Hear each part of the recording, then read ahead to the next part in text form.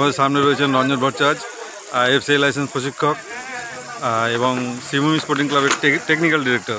তো আজকে শিবভূমি 2-1 গোলে হেরে গেলেও ইউনাইটেড কলকাতার কাছে তারা আগের ম্যাচ থেকেই তারা 35 পয়েন্ট পেয়ে সামনের বারের প্রিমিয়ার লিগে চলে গেছে।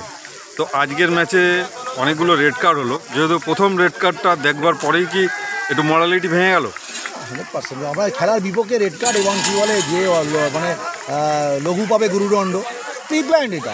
এটা বলছে যারা মাঠে ছিল, আমাকে আপনারা তো ছিলেন মাঠে, আপনারা বলবেন আজকে যে নক্করজনক ঘটনাটা ঘটলো, অফসাইডের পর অফসাইড দিচ্ছে না, মানে তখন পুঁতে দেবে পুরো আর কি, মানে 2 গোলও ভরসা করতে পারছে না, যদি আবার 2 শোধ হয়ে যায়।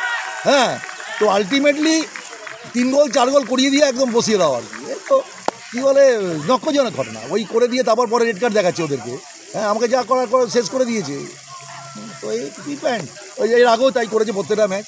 এর আগে মহারানা সিকে করেছে, আপনার সিটিকে আগের দিন গোল হয়ে গেছে, গোল দেয়নি, আগের দিনও ঝামেলা হয়েছে। তো এই একমাত্র টিম প্রতিদিনই রেফারি নিয়ে জিতছে। এটা আমার মনে হয় আইএফএর একটুখানি দৃষ্টিপাত করা উচিত, রেখাপাত করা উচিত এই ব্যাপারে। আমি কিছু বলবো না, রেফারি নিয়ে আমার কিছু বলার নেই। কী বলে আজকে আপনারা দেখেছেন এত নক্করজনক ঘটনা আমার ফুটবল ক্যারিয়ার আমি কোনোদিন দেখিনি ডাক আউটে বসে। তো যাই হোক, যার জন্য আমি টিম উঠে গেছি। আমিও ছেলেদের বলেছিলাম যে মাথা গরম করিস না, হাফ টাইমে একটা কথা বলেছি, মাথা গরম তোরা নিজেদের খেলা খেল।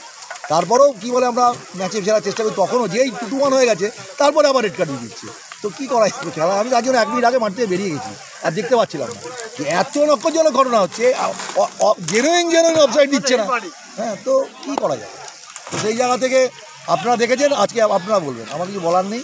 তবে শিবভূমি যথেষ্ট ভালো ফুটবল খেলেছে। আমি আবারও বলছি, যখন 10/10 আসতে পারছে না এদিকে, 10 জন 11 জনের বিরুদ্ধেও কী বলে যে ফুটবলটা আমরা খেলছিলাম, আমরা তো মিস করে গেছি সেই টাইমে। ওদের একটা সিলিজিয়াতে আমরা আমাদের ডিফেন্ডিং মিস্টেক একটা গোল খেয়ে গেছি, তো তখন 10 জন হয়ে গেছি, কিছু করার নেই। হ্যাঁ, 11 জন মাঝে 10 জন খেলা হচ্ছে কন্টিনিউ, প্রায় 20 মিনিটের সময় আমাকে করে দিয়েছে কী বলে আপনার 10 জন 20 মিনিটে। হ্যাঁ, আমি কী বলে ম্যাচ খেলছি কী বলে আপনার 70 মিনিট অবধি কী বলে আপনার 10 জনে। তো সে যাই হোক, তো mission premier league of Shivbhumi sporting success. হ্যাঁ,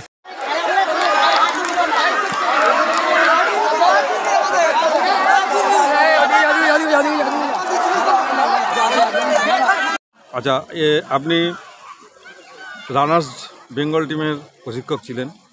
তো গতকাল কল্যাণীতে বিহারের সঙ্গে 0-0 গোলে ড্র করলেও বাংলা পরের রাউন্ডে, যে ফাইনাল রাউন্ড যেটাকে বলা হয়, সেখানে চলে গেল।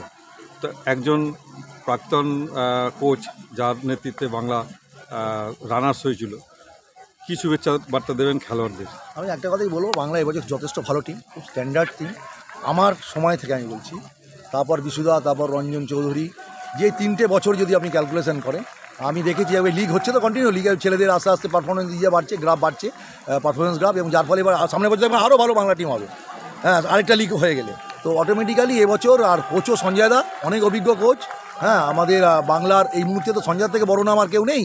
তো সেই জায়গায় সঞ্জয়দার মতো মানুষ কী বলে কোচ কী বলে কোচিং করাচ্ছে, আর এত ট্যালেন্টেড ছেলে যাদেরকে নিয়েছে, যথেষ্ট ট্যালেন্টেড।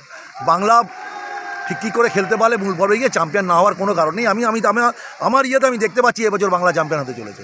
যে ধরনের কোয়ালিটি অফ ছেলে, শুধু একটু কী বলে আপনার গেম মডেলটা যদি চেঞ্জ হয়, প্লেয়িং স্টাইলটা যদি চেঞ্জ হয়ে যায়, আমার মনে হয় তাহলে বাংলা খুব স্মুথলি, তবে বাংলা একটু খেলার মানে যেটা আমি বলতে চাইছি গেম মডেল, সেটা কী বলে আপনার একটু চেঞ্জের প্রয়োজন আছে আমার মানে দৃষ্টিতে মনে হয়েছে। হ্যাঁ, আপনার দৃষ্টিতে। Thank you.